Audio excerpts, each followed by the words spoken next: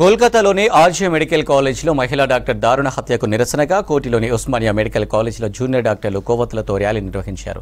నిందితులను వెంటనే అరెస్టు చేసి కఠినంగా శిక్షించాలని జూనియర్ డాక్టర్లు డిమాండ్ చేశారు. బాధితురాలికి ఆమె కుటుంబానికి న్యాయం చేయాలని డిమాండ్ చేశారు.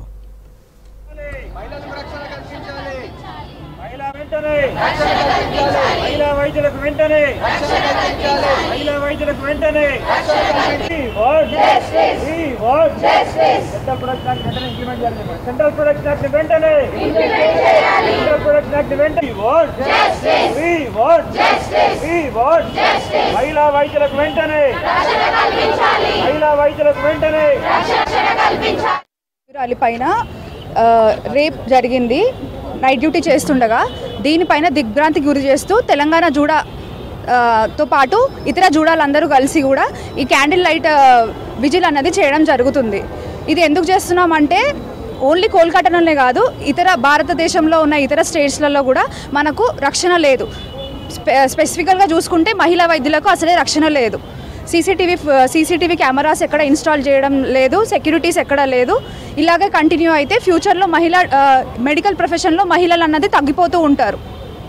సో మేము ఒకటే విజ్ఞప్తి చేస్తున్నాము, వెంటనే ఎవరైతే ఈ ఘటనకి పాల్పడ్డారో వాళ్ళకి సరైన శిక్ష విధించాలి. వెంటనే అంటే ఒక 2-3 months కాదు, వితిన్ 1 or 2 days దీన్ని శిక్షించాలి. అండ్ ఇది సిబిఐకి వెళ్ళాలి. దీని మీద సరైన ఎంక్వైరీ జరగాలి. ఎందుకైంది, ఎలా అయింది, ఎవరు దీని వెనకాల ఎవరు ఉన్నారు, బాధ్యతలు అన్నది తెలియాల్సి ఉంటుంది.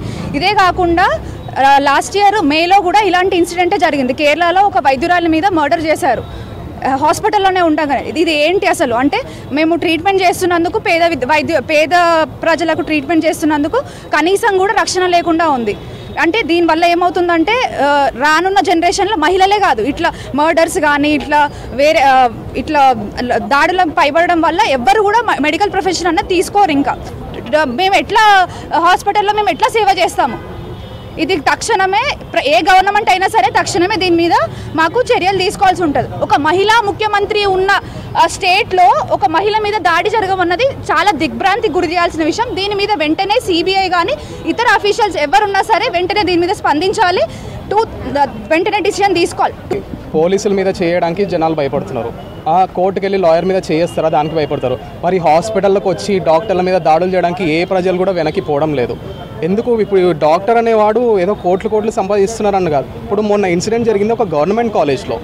గవర్నమెంట్ స్థాపించి గవర్నమెంట్ నడిపిస్తున్న కాలేజ్లోనే సరైన సీసీటీవీ లేదు, సరైన సెక్యూరిటీ లేదు. మరి గవర్నమెంట్ కాలేజ్లోనే ఇట్లా ఉంటే వసతులు వేరే స్టేట్స్ అన్నింటిలో కూడా అట్లనే ఉన్నాయండి. ఇప్పుడు మరి ఎందుకు మేము జూన్లో చేసిన స్ట్రైక్లో కూడా ఒక పాయింట్ పెట్టినాం, మాకు సెక్యూరిటీ కల్పించండి, మేము ఇంకా ప్రజలకు మెరుగైన సేవ అందిస్తామంటే కూడా దాని గురించి ఇప్పటివరకు ఎలాంటి రెస్పాన్స్ కూడా లేదు. ఇప్పుడు అక్కడెక్కడో జరిగిందని మేము అందరం ఓవర్ రియాక్ట్ అవుతున్నాం మీరు అనుకుంటున్నారు, కానీ ప్రతిరోజు ప్రతి డాక్టర్ ఫేస్ చేస్తున్నాడు ఈ వైలెన్స్.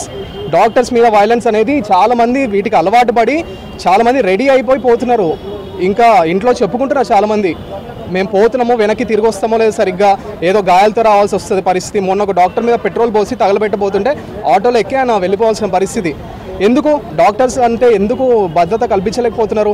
మేము ఇంత సేవ చేస్తున్నాం. మొన్న మరి 3 o'clock జరిగిందండి ఇన్సిడెంట్. 3 o'clock ఒక మహిళా డాక్టర్ ప్రభుత్వ హాస్పిటల్లో ఉండాల్సి వచ్చింది. ఎందుకు?